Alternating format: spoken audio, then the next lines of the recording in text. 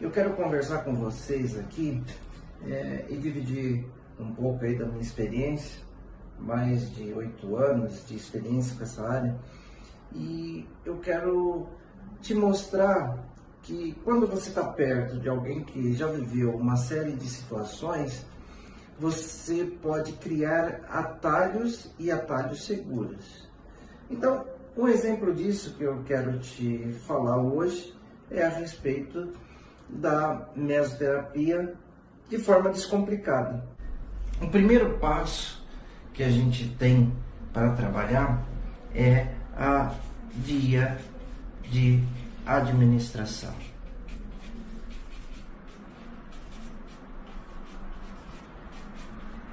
Esse é o primeiro passo.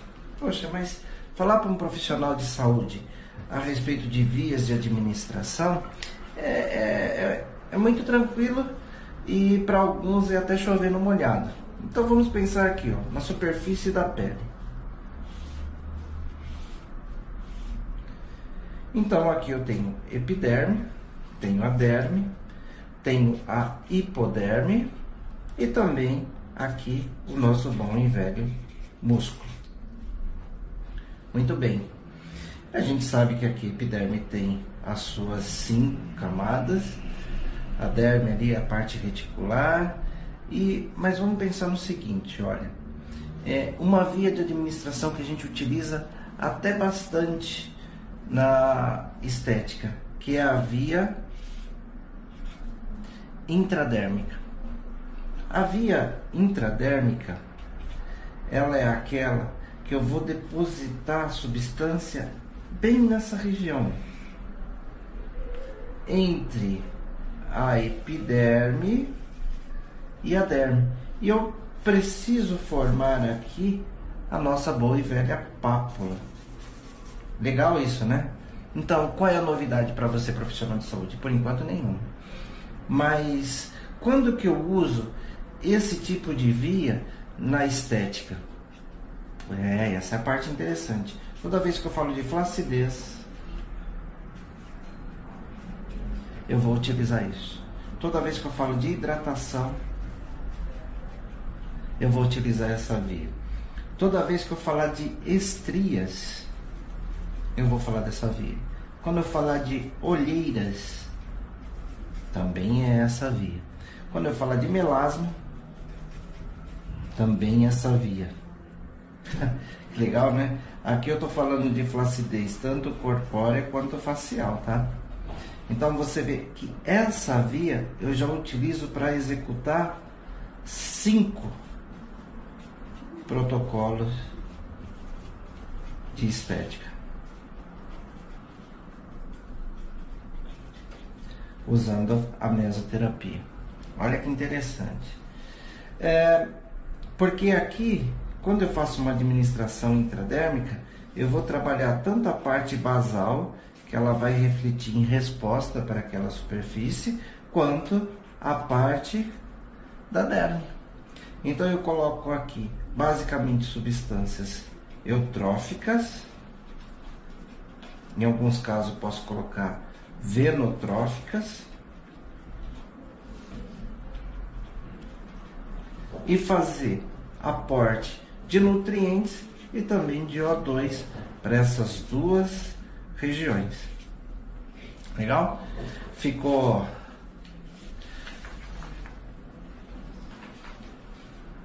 com a informação aí? Então vamos lá. Via de administração. Vamos pensar na outra via. De novo, epiderme, derme, epiderme, derme, hipoderme e a muscular. Agora vamos falar da administração subcutânea. E eu fiz essa seta inclinada na intradérmica, eu fiz essa seta mais inclinada, porque a gente lembra que a aplicação intradérmica ela tem um grau de 45 ou de 15 graus, que é para ela ficar bem na superfície e eu conseguir formar a pápula. Não formou a pápula, não é administração intradérmica. Agora eu vou falar da via subcutânea.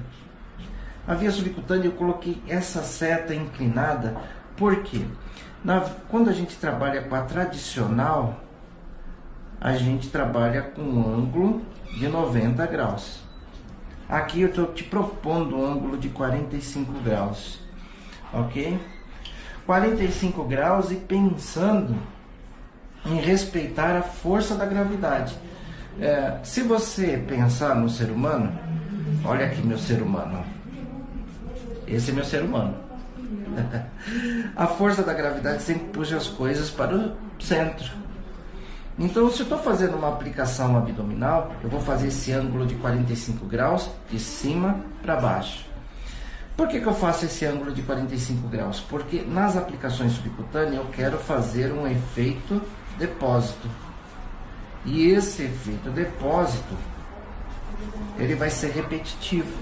Geralmente você vai manter aqui uma distância de 1 centímetro a 1,5 centímetros entre eles. E quando eu inclino a agulha, você vê que a agulha ela tem um tempo maior, ou um percurso maior dentro do tecido hipodérmico. E isso facilita o depósito aonde eu quero, que é na região hipodérmica. Não é na derme, nem no músculo. Ah, Nilson, faz diferença? Faz. Porque o tecido hipodérmico, ele é um tecido gorduroso. Esse tecido gorduroso, quando eu venho com uma mescla, e essa mescla, ela tem característica basicamente aquosa, eu tenho aqui óleo e água, eles não se misturam com facilidade. Então, quando eu faço esse depósito aqui, eu sei que ele vai durar por mais tempo. Mais tempo. Mais tempo. Então, ele vai ter o tempo de agir nessa região. E por isso que a gente faz depósitos a cada 1 centímetro. E eu te recomendo as 48 horas sem atividade física. Olha que interessante. Então, aqui você está vendo o porquê do ângulo de 45 graus, o tecido que eu tenho o objetivo de alcançar e quais são os procedimentos que a gente vai trabalhar com a via subcutânea. Olha só, quando eu falo corporal, vou falar de gordura localizada, celulite. E já considerando facial, a papada. Legal? Vê só, eu te ensinei que na via intradérmica a gente vai ter 5 protocolos de estética. Na verdade, 6 protocolos. Aqui, mais 3 protocolos. Então, quando eu trabalho essa região, eu vou trabalhar com a via subcutânea. Tá vendo? Então isso já te faz um paralelo naquilo que você tem de conceito sacramentado na sua cabeça e o que você precisa entender para trabalhar com a estética. Ah, por que eu trabalho gordura localizada na via subcutânea? Porque eu quero atingir a região hipodérmica. Mas e na celulite também? Na celulite, essa região hipodérmica, ela, além da gordura, eu tenho um entumecimento de substâncias, ela tem uma retenção de líquido muito grande, então mistura gordura com líquido, retenção de líquido, por isso que formam aqueles nódulos.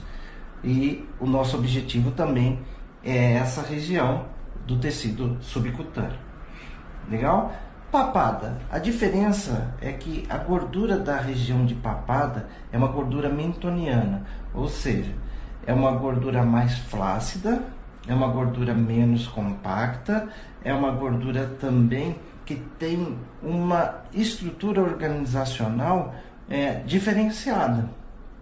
E isso me faz com que eu precise também ter mais cuidado nessa aplicação, porque senão facilmente eu atravesso aquela gordura, não faço o depósito onde eu quero fazer e vou ter ali uma situação problemática, porque se eu atingir o músculo, a situação de dor vai ser muito maior. Então eu tenho que tomar esse cuidado para que a gente não consiga desencadear uma situação que ela é desfavorável para o nosso tratamento. Então, gordura localizada aqui, a gente geralmente trabalha na gordura localizada com substâncias do tipo lipolíticas, substâncias eutróficas para prevenir a flacidez e substâncias venotróficas para diminuir o inchaço e promover aí a drenagem daquela região. Legal? Te falei da via subcutânea. Na verdade, essas duas vias, elas são as mais utilizadas dentro da mesoterapia. Outra via de administração que a gente pode estar trabalhando, olha lá de novo, epiderme, derme, hipoderme e a via intramuscular. Legal? Aqui a gente vai trabalhar com um ângulo de 90 graus. E a gente vai fazer a técnica em Z. Qual que é a técnica em Z? Aquela técnica onde a gente afasta a pele e faz a aplicação. É mais ou menos isso, ó. Eu coloco a mão, posso puxar a pele para baixo, venho aqui, faço a aplicação mantendo essa pele segura, aspiro para ver se não vem sangue e injeto. Região para se administrar isso, sempre região glútea, ok? Cada lado ela comporta 5 ml, não mais do que isso. Esse é o cuidado que a gente precisa tomar. E eu quero desmistificar uma situação aqui.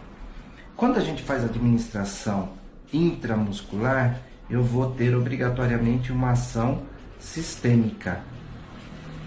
Ah, Nilson, por que você está falando isso? Porque até agora eu estava falando subcutânea e intradérmica, a ação é localizada, aqui é sistêmica. Se é sistêmica, significa que a substância vai para onde? Para a corrente sanguínea. E se ela vai para a corrente sanguínea, eu perco o controle dela. Então, qual é o meu músculo de escolha? Meu músculo de escolha é o músculo da região glútea, que é o que tem mais capacidade de receber líquidos, 5 ml. E eu consigo administrar aí ao todo 10 ml, que é uma sessão. Ok? Então eu vou fazer um depósito no músculo, mas aqui eu tenho capilares e epitélios e vasos sanguíneos que rapidamente vão migrar.